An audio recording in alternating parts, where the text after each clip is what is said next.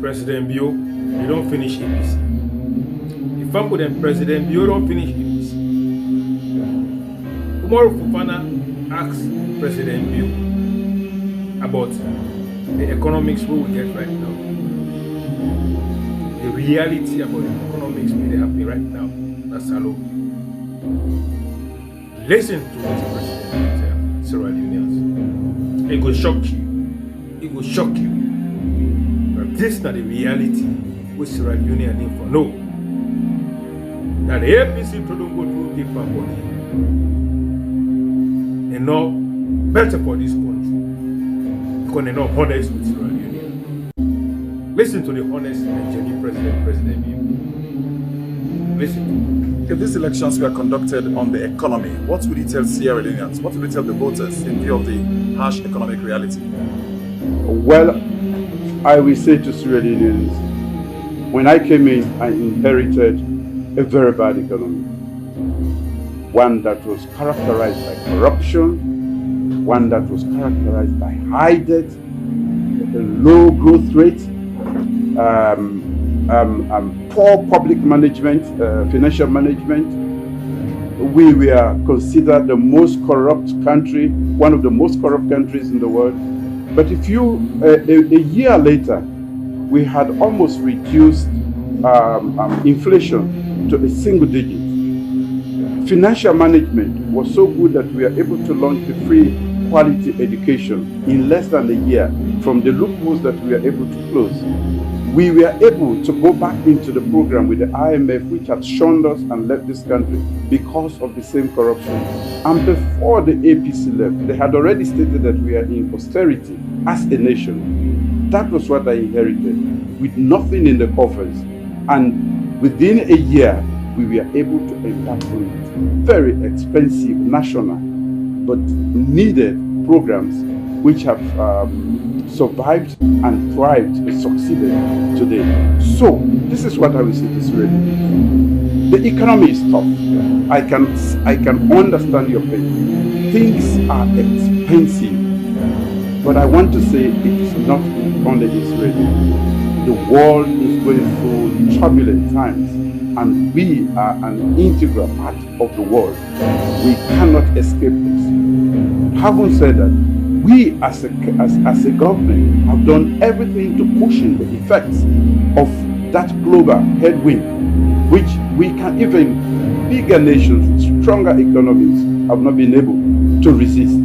But we have taken away most of the taxes to make sure that you don't feel the weight of it. But it's what I would call a polycrisis, started by COVID, exacerbated by supply chain disruptions, and of course compounded by the Ukraine-Russia war.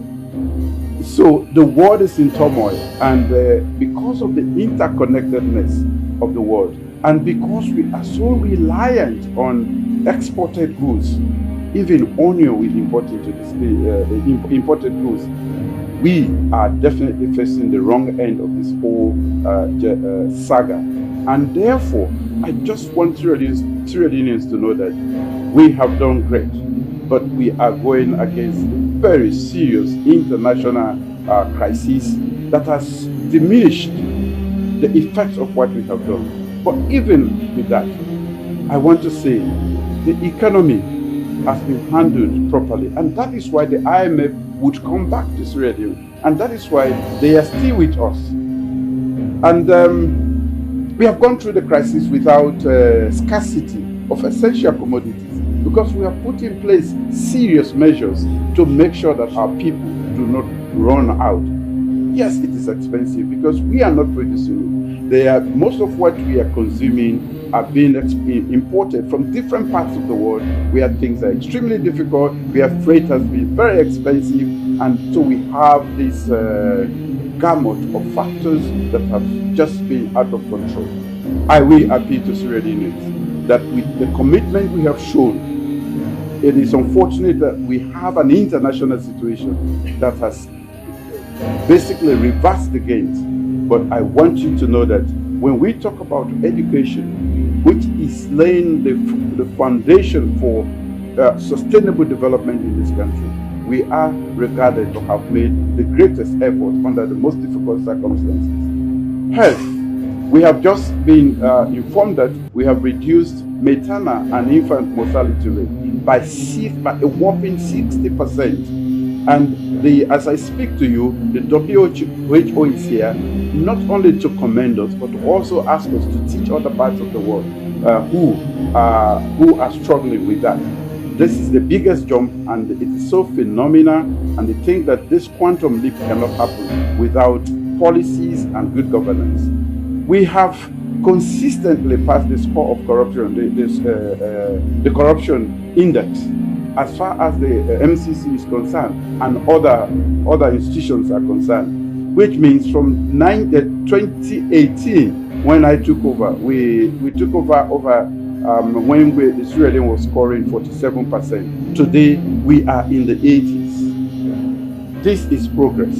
So, in the midst of all that is happening, we are making progress. But we have the economies of the world, even the biggest economies, even the strongest, are struggling. Who are we not to struggle? But that is not my excuse. I am working to make sure that I cushion the effect of what is happening around the world so that Sierra Leoneans can at least cope and have a piece of bread and butter. Finally, from me, you spoke about the human capital development, namely education, when you were campaigning 5 years ago. What is your big platform this time around? The platform remains the same. Education is part of the human capital. And when we talk about human capital, a human being cannot exist without good health, food security, and in the 21st century and going forward, sound education. We have, because of limited resources and time, and with all what is happening around the world, concentrated heavily on education. This time around, while we consolidate the gains in education, we are now going to shift to food security, agriculture and food security.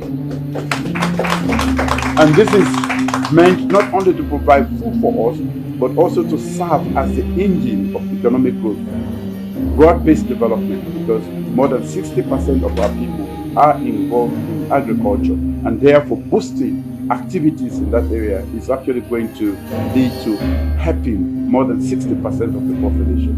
So that is the challenge, and I invite all Sierra Leoneans to join me in that forward move.